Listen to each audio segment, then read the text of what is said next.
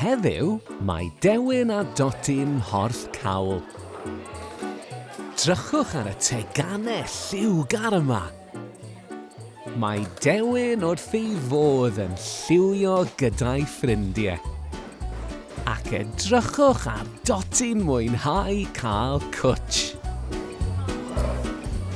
Sgwni beth yw'r rhain? Mwydod gwymon. Waw! Gyda ddipyn bach o bowdwr hyd yn y dŵr, mae'n troi'n fwydyn hir. Edrychwch, mwydyn glas. A mwydyn oren. Mae ti eisiau tro?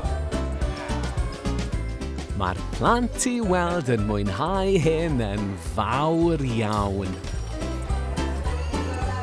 O, waw!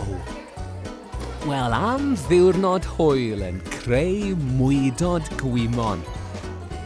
Am syniad gwych. Tan y tro nesa, hwyl!